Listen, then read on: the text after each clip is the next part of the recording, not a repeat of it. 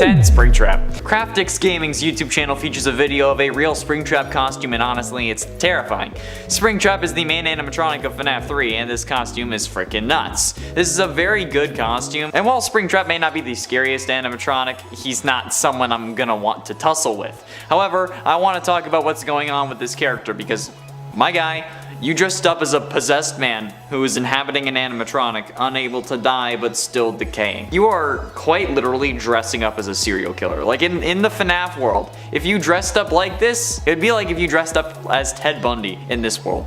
And if you want to be in FNAF that badly, okay, don't dress as the serial killer, is all I'm saying. And I know that's ironic coming from me, okay, given what I'm dressed like at this moment. Do I look like I want to be in Five Nights at Freddy's? Have I made things seem like I want to be in this world? Because if I have, you need to watch more of these videos, okay? Also, I'm dressed up as the purple guy who makes no appearance in the actual FNAF world, okay? There is no actual, there is the actual purple guy, but he doesn't look like this, okay? The purple guy that I am dressed as is not actually a real version of the serial killer in their world, okay? I don't want to be in that world. Those doors aren't it, Chief. They ain't it. No, the doors ruin it for me. And 9, Scrap Baby. Scrap Baby is a creepy animatronic. No ifs, ands, or buts about it. Scrap Baby is by far creepier than the normal baby animatronic, and this costume certainly does it justice. Animatronics are a difficult costume to really make, since we're people, and unfortunately do not have robotic limbs for the most part. Or if we do, we typically try to make it look like a real leg instead of a robot leg. But a Scrap Baby is even more difficult since, you know, it's a scrap animatronic, and it has a giant freaking claw in its hand. Scrap Baby is a very damaged and recycled version of Baby with a realistic reddish orange kind of bodysuit, light blue stuff, yellow pigtails, and okay, she wears an orange top with red frills, and it's just super damaged, okay? Like this, she's very damaged.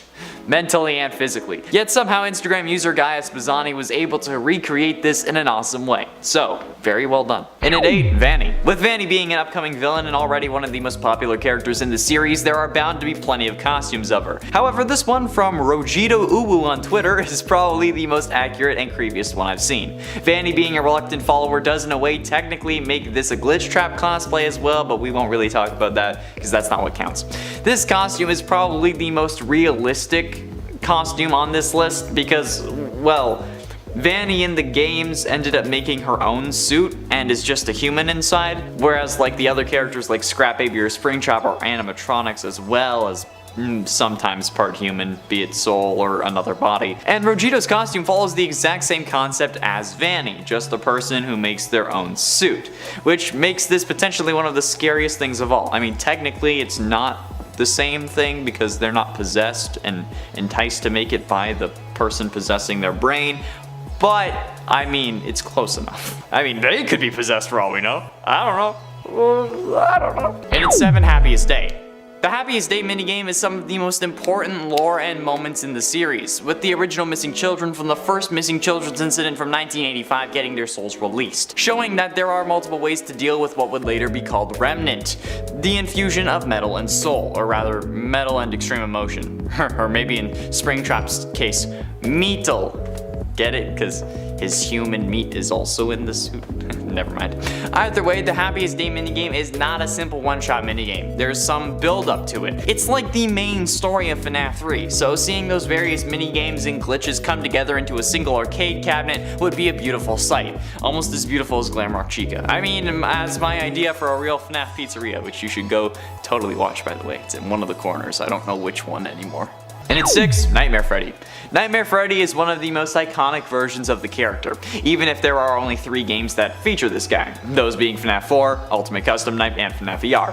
However, this Nightmare Freddy cosplay is insane, and in my opinion, would have been our frontrunner for the Coupe de France cosplay competition that it was for back in 2017. The video was uploaded by YouTube channel Gorgon Geek, and this guy plays the robot thing really well. But as soon as he drops that microphone, he goes into terror mode, and it's certainly something to behold. I I would have enjoyed it if he had like the little frettles with him, but the moving mouth is certainly a nice touch, especially with the attempted jump scares they do in the video, because he just goes like ah and stuff. Like, imagine if this guy had started twerking though.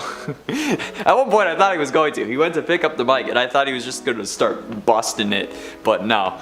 I think that would have won them gold though. If you get this out of here. If you had started twerking, my guy, you would have won. I don't know what place you came in, but if you'd twerked, you would have won. Halfway through into number 5, Fetch. Fetch was introduced into Fazbear Frights books and is a robotic dog made by Fazbear Inc. that gets a little too loving. So much so that it will actually brutally murder the girl you ask to homecoming, even though her dad is a supervillain. Sorry, Peter, but at least you won't have to feel bad about sending your dad to prison. Either way, a robotic dog that will kill anything you love is absolutely terrifying and should be taken care of as soon as possible. Like, this is why you spay and neuter your animals, people. That's why The Price is Right would always say that. But in all seriousness, could you imagine if this thing was real? Like, if you randomly started getting texts from a robotic dog that followed you home, that instead of bringing you dead birds or squirrels, instead brings you the bloody arm of your crush.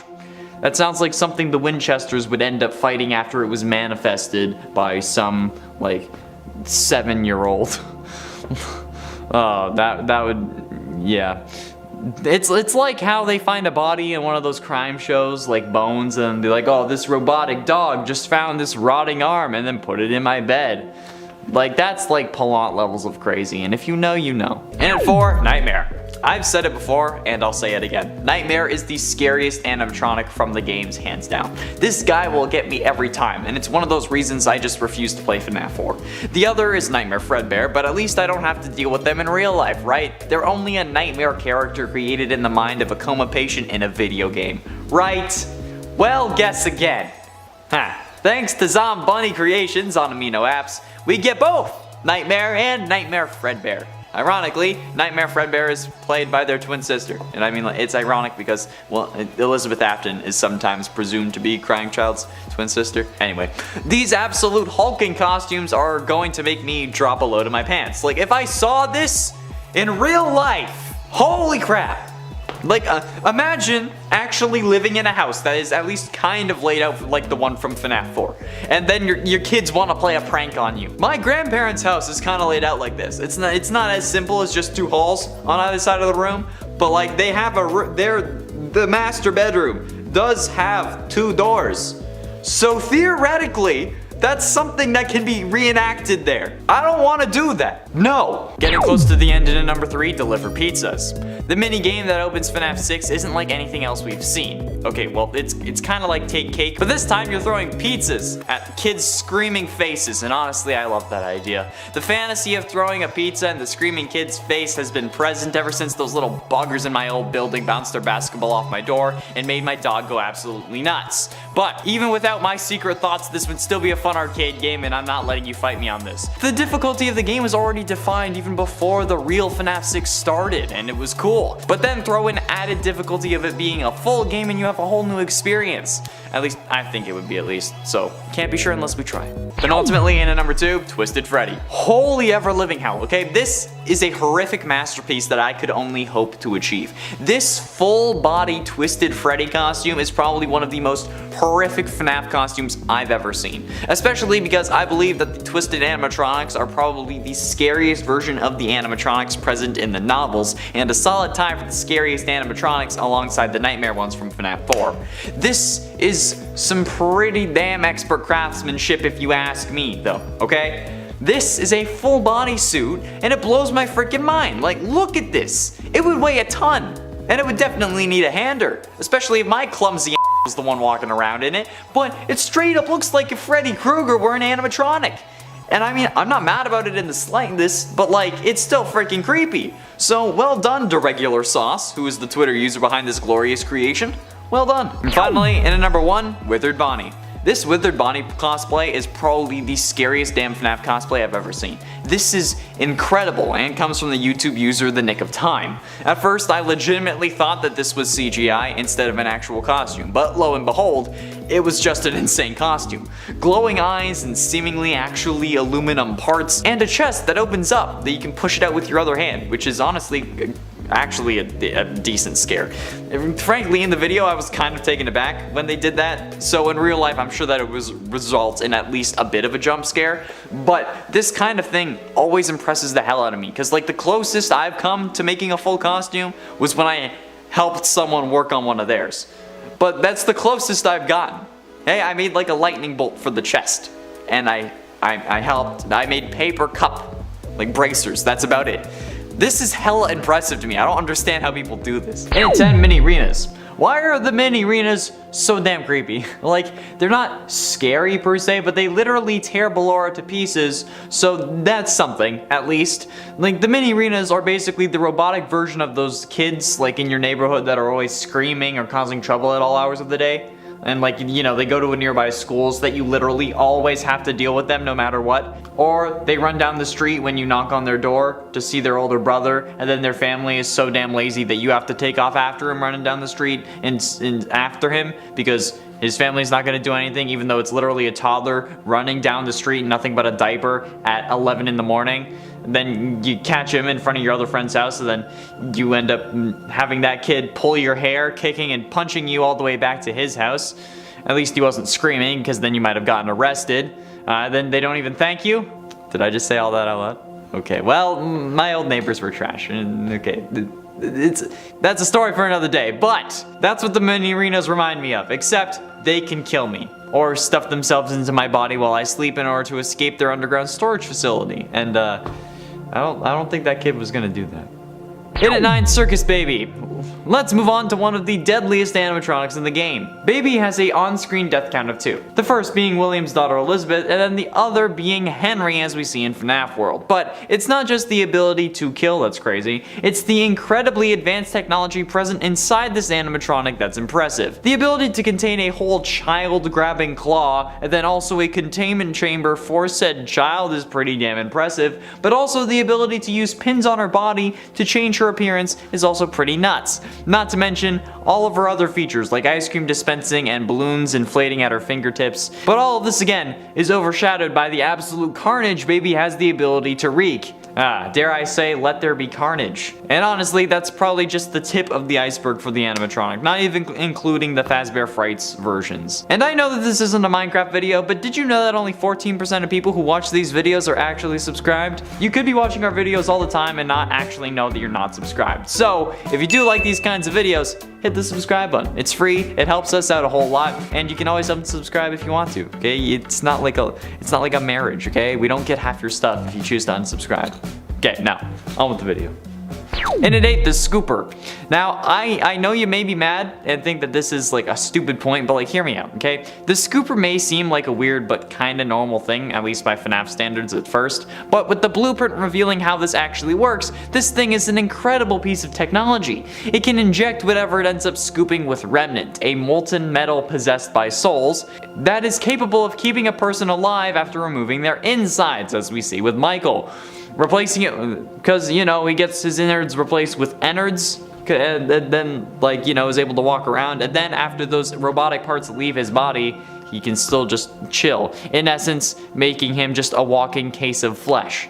Unless it didn't actually remove anything and instead just opened him up and then had the animatronics go around his bones, but that would still require some serious juice to keep alive, and that's pretty damn impressive. But also horrifying, because while he may look more like he's just bruising, if the purple on Michael's skin is actually decay like some suggest, that Remnant injector is actually able to animate a dead corpse, in essence creating zombies, which would then start a zombie apocalypse, and that's been done to death, no pun intended, so you should all understand how bad of an idea that is, okay? Zombie apocalypses generally aren't good, especially animatronic-fueled zombie apocalypses created by intense agony-possessed metal that gets injected into someone's no-no square. And at 7, Ennard. Costumes don't really have to be elaborate to be scary. Take, for example, this Ennard cosplay by YouTube channel Skywarped33. The entire endoskeleton spaghetti bits aren't there, but the lights and sounds make it even more frightening than you'd think.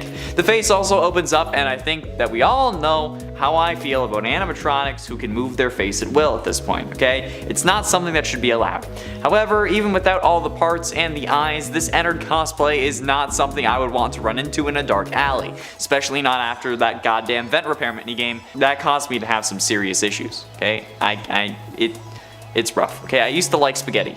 Man, like now what am I supposed to do? And at 6, the Twisted Ones. Well, the Twisted Ones do certainly seem to live up to their name. The Twisted Animatronics are these horribly disfigured creatures that get no love from their mother, unlike an ugly duckling. The thing is, these don't grow into swans. Instead, they use another bit of tech that I'll get into later to disguise themselves. They also dig deep into the ground and wait until the middle of the night to crawl out and then take kids who wander away from their mommies. This legit sounds like some urban legend that parents tell their kids to make sure they stay home or get home after dark. I mean, I don't really know what else to say about them. That's the way the news goes. Halfway through into number 5, Corn Maze. Corn Maze is one of the most stressful games in all of FNAF VR, compared only to the likes of the hallway from that very same DLC. Corn Maze revolves around you walking through a maze made of walls, not corn, for some reason, in search of colored keys. These keys unlock their respectively colored gate and result in you winning. However, Grim Foxy is chasing you and he always knows where you are. The only way to really get him off your tail, pun intended, is to hide behind cardboard cutouts after he notices you. The maze is also filled with clusters of crows that will alert Foxy to your location if stepped on, which will result in him finding you faster, as well as scaring the living hell out of you. This game, in the same vein as the Help Wanted flat mode version, but controlled with a joystick and buttons, would work incredibly well, and you wouldn't have to find all 4 keys to unlock a secret one. You just don't have a secret one and you're golden. Man, I'm a genius. And at 4, Lonely Freddy. Lonely Freddy already in a way has a parallel in our world, well, kind of. Like that trope where someone becomes your friend and then becomes more like you and then tries taking over your life.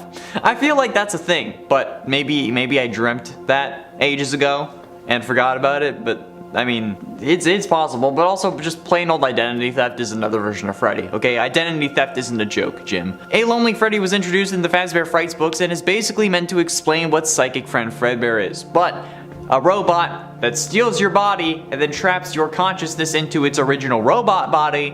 What the ever-loving hell? Why is that so goddamn terrifying, especially in concept? But what if it was actually a thing? Well, it's easy to say that we would just try to avoid them, but we wouldn't know that they exist. We would just be lonely kids dreaming about having friends and someone who doesn't hurt you when all of a sudden a robot wants to be our friend.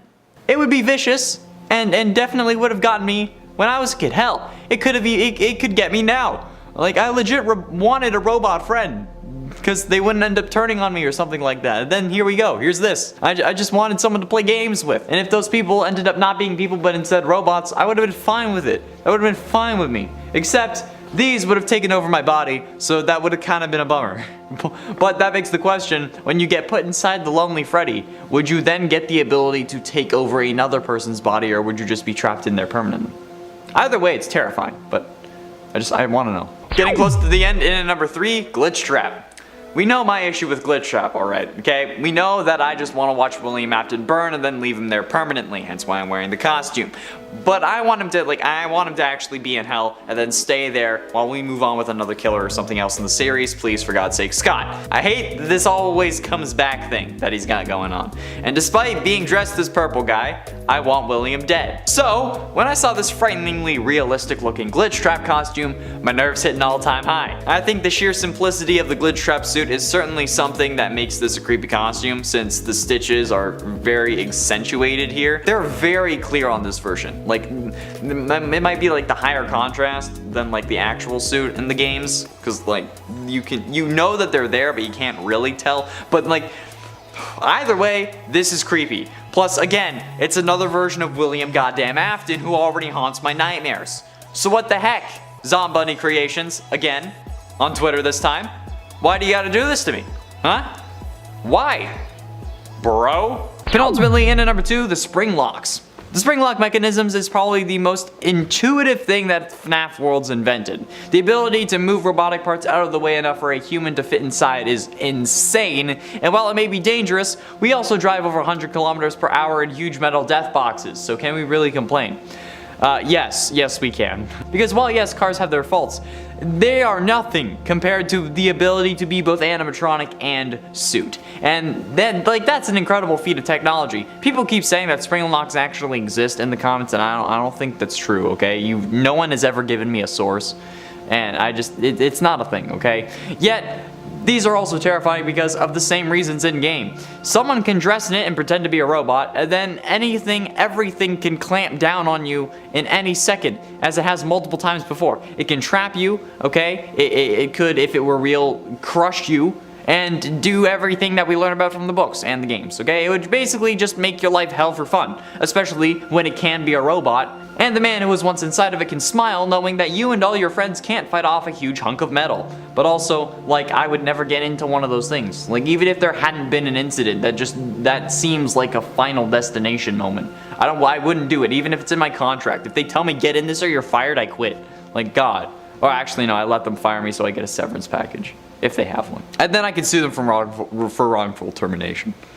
And finally, in number 1, the Illusion Sound Discs. I used to mention these a lot, at the very least, because these are astounding. If you didn't already know, in the original FNAF novel trilogy, it was revealed that the Twisted One's animatronics used discs that changed how others saw them, basically creating an illusionary appearance using sound emitted from that disc that messed with your brainwaves. However, the mere existence of these discs puts everything we know about the series into question. Like, how do we know that anything is real? FNAF 1 has us hallucinate multiple different things like it's me, along with multiple news clippings and posters. What if that was all the discs? And if it was, what if other things were changed by the discs as well? Like, what does the pizzeria really look like? Do the animatronics have different appearances than what we actually see? Are they more rotten? And given that they were leaking mucus and blood beforehand, I feel like they should have been decommissioned. But if this technology existed, I would have trust issues even more so than I do now. Honestly, this might exist, and we just don't know about it. Disney is probably using it because they're like the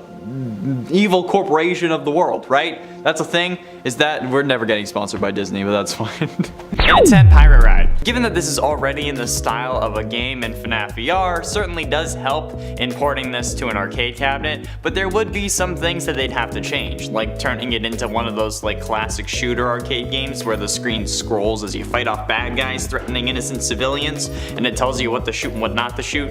Yeah, that's the kind of arcade game I see this as, except instead of scrolling sideways, it moves forward like the cart does in the ride in FNAF VR. It could just be a simple aim and shoot kind of thing, but maybe they could add some animatronics sneaking in and throwing some cake or pizza at you that you'd have to shoot to block. This would be in order to end the game early, so that you'd then have to pay more tokens, or just straight up money depending on how the system was run, but based on modern practices I think it would be a token system because it probably would end up making them more money in the long run. And at 9, Fun with Plush Trap. Fun with Plush Trap is a simple game that would operate much like it did in FNAF 4 for the arcade cabinet. Despite having more of a presence in FNAF VR, the simplicity of the controls in FNAF 4 would be exactly how this game operates, just in an arcade cabinet, which would require you to just push a button to get the light to shine, and then you let go of it to turn it off and allow Plush Trap to move, giving you the 60-second countdown to a jump scare if you fail to stop him before the timer, or if he gets to you before you stop him. It's a simple game with a simple premise, but it would work incredibly well for an arcade machine, and I think plenty of people would play it. And maybe you could have like multiple levels like Donkey Kong style, with various smaller nightmare animatronics like Fun with Nightmare Balloon Boy, Fetch, Mini Arenas, etc. Assuming that Plush Trap isn't a form of Fetch already. And today, Plush Babies.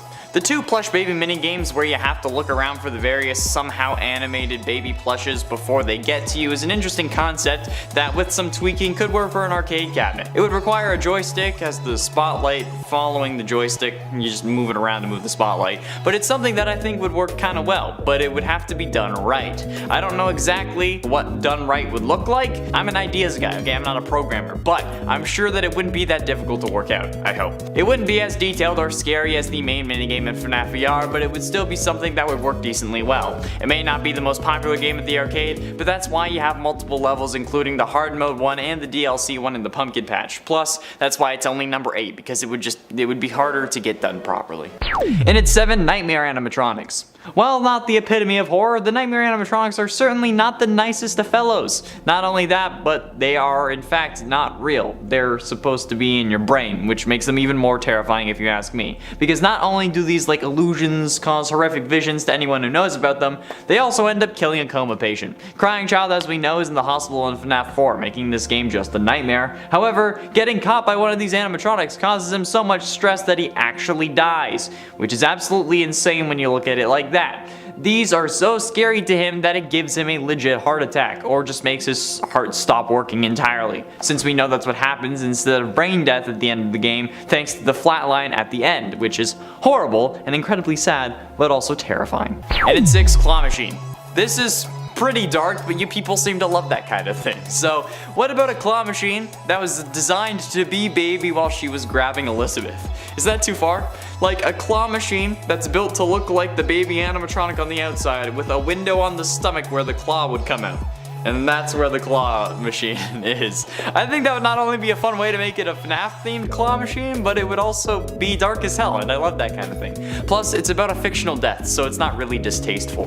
The idea also stands that this is something out of the box for this list, and I wanted to see what you thought about it, rather than just ranting on about the various minigames in the series for 10 minutes. However, it's time to get back to that, so moving on! Halfway through into number 5, Buff Helpy. Okay. This may not be a cosplay, but Buff Helpy is probably the most disturbing non-cosplay character I can really include on this list. If you didn't already know, Buff Helpy is a meme that was created on a Daco FNAF meme review video and has ever since been haunting him and the rest of the community. Don't get me wrong, okay? I love Helpy. But this Buff Helpy meme has generated a whole load of Buff FNAF character ideas, and it terrifies me now. There's nowhere is safe from these creations. If you look up any character, you're bound to find a buff version of them at some point. You just need to scroll down enough, okay? It's one of the rules of the internet, okay? Same thing with what happens to Chica. But no matter what, this is just some psychological torment that I wouldn't wish this on my worst enemy, actually. But I'm talking about it because, like, it's Halloween, and the world is currently my worst enemy, so if I have to look at this thing on a regular basis when I'm writing these goddamn lists, you have to look at it for this one number, okay? One number. That's all I ask. And at 4, Security Puppet. Ah yes, Security Puppet. One of the 3 mini-games required to play through to completion for the Lore Keeper ending of FNAF 6. And let's be honest, you should always play mini-games through to completion, otherwise it's just mean. The Security Puppet mini-game was pretty simple. Keep the assigned child away from the exit. However, the only catch is that there was no assigned child until the 3rd time booting up the game, where the child will already be outside, thus you failing. We know that this child is Charlie, who goes on to possess the puppet, and this was the only time we've seen a kill from 2 different angles. However, a game kind of like a Where's Waldo kind of thing with security bracelets seems like a wonderful and simple idea, especially when we know what the character is really trying to prevent. Would there be a green bracelet character, or would we only be looking for the green band? I don't know, it would be up to Scott. Also, Scott, or I guess whoever takes over next, please do this. Getting close to the end, and in number 3, human robots. This is something I'm sure people won't think is scary, okay? Some scary good, maybe, but hey, the fact that there are robots that are actually able to look like humans is terrifying. Like, that's such a scary thing. In the original FNAF novel trilogy, it's revealed that Charlotte, the main protagonist of the books, is in fact one in a series of 4 robots meant to allow her to grow up properly after being killed at an early age. But not only is she a robot, also apparently she's also baby. At least from what I remember reading about the books, Charlotte's robot was also able to look like baby thanks to the pins on her body that I mentioned earlier. Yeah, that is the epitome of horror. Who in their right mind would think of a concept like that? And then, what if it was real? Like, we would all be goners. Like, imagine the fembots from Austin Powers. That's basically this. And then all the down bads would be trying to give it to them, and then they'd get themselves scooped. I'm surprised it didn't happen in the actual novels, since that one guy had his gears turning, if you know what I mean. And if you do, can you please explain it to me, because I'm not even quite sure what I said there. Penultimately, in at number 2, Midnight Motorist. Midnight Motorist is another one of those games that you could test in FNAF 6 that just feels right. The game is pretty simple, but it's certainly exactly what we need in an arcade cabinet at a pizzeria. A game for the short attention span of a child. You simply drive around until you run into 3 things, then boom, it's game over. You get tickets based on how far you went, or it's one of those lame ones where you don't get tickets at all because there's no feasible way to calculate that, which would also be kind of understandable. Or you just get 3. You know the ones I'm talking about. Midnight Motorist would make a good arcade game aside from the whole yellow guy mustard man debacle, so cut that part out and you're in the money, baby. Go forth and collect the king's tax of tickets and tokens. And finally, in at number 1, Fruity Maze. Fruity Maze, I think, was the obvious first choice here because while yes, the game does progressively get darker, it doesn't have to. You can stick to the original like level 1 Fruity Maze motif, add a proper goal or objective, and then have a weird FNAF version of a Pac-Man style game. Boom, you're done. Just don't make it depressing and allow the player to continue as long as they can, just like a normal Pac-Man game would work, and you're good. And you're golden. Golden Bonnie, dare I say. And maybe throw in a certain level where it's like the messed up dog, flowers, and blood kind of thing just to make sure it's authentic. Because knowing these comments, you'll all be disappointed and even get mad if these things don't turn into something dark and twisted. I don't know about something like new being added to the series in the real world, but like, I don't know if you'd want that to be twisted and disturbing. Like if it was a new arcade game, for example. But something like Fruity Maze, you'd insist on it. So yeah, I know you're all sick, and I love you for it. Well, first of all, let's get this out of the way instantly. If FNAF was real, it would be horrible. Just straight up. 5 kids would have gone missing on one of their locations and the company probably would have closed down. But let's assume that people would still end up going, whether it's because they didn't believe the lies or thought that the government made it up, or because it's their choice, or because they're a YouTuber who wants views. Why are you looking at me like that? Well, assuming that people still went to the restaurant because perhaps maybe they vanished around the area instead of inside the place, what would it be like to live in a real Five Nights at Freddy's? For a kid, it would be pretty awful, but you also wouldn't know it.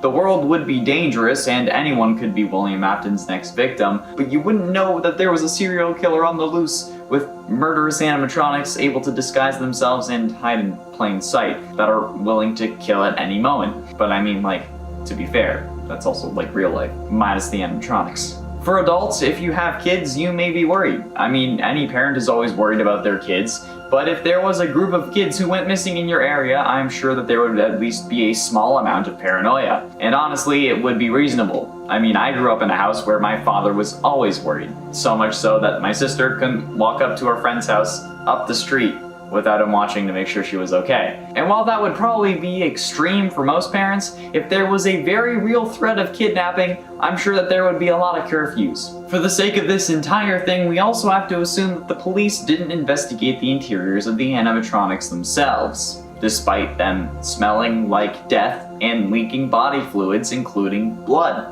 Since that's something literally anyone with common sense would check when investigating the disappearance of children and then learning that animatronics are leaking blood and smelling like a dead body. But what of the technology that we see in these games? Would animatronics that can alter their appearance be realistic? No. Of course not. The springlock suits, the illusion discs, the twisted animatronics, and the like are all extremely improbable considering the actual technology of not only our time, but the 80s when this would have normally taken place. At least, if we have a rough idea of the timeline, which honestly at this point, we could be totally wrong about the timeline. The technology in the games is so highly advanced that we have absolutely no idea what else they could have access to. They could have smartphones in the 80s for crying out loud.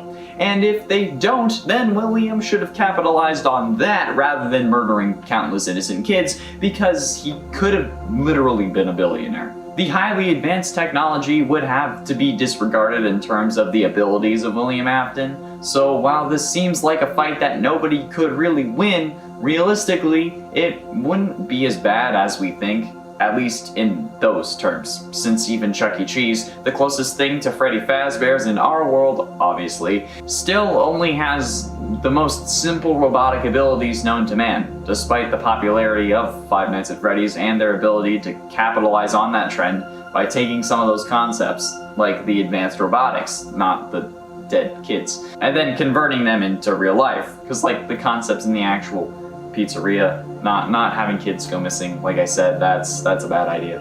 Although based on comments left on previous videos, especially about how a real-life Freddy's would happen, there have been plenty of people that are willing to die, or more likely to go to Chuck E. Cheese if it was more dangerous for some reason. Y'all are weird. But one final query. How would YouTubers handle it? Clearly, there are YouTubers in this world thanks to the mention of Matt Pat, or at the very least Game Theory in the Fazbear Frights books, so what of the others? Well, we would most likely not be talking about FNAF. something that I'm sure a lot of you would enjoy, but also something that you wouldn't be aware of, which is a whole other can of worms that I won't be getting into today, because you wouldn't know about FNAF, because FNAF wouldn't be a thing. However, I'm sure that there would be plenty of true crime and conspiracy YouTubers heading to a or the same Freddy Fazbears where the kids went missing in order to solve the case. Or really just talk about it and get nowhere with it.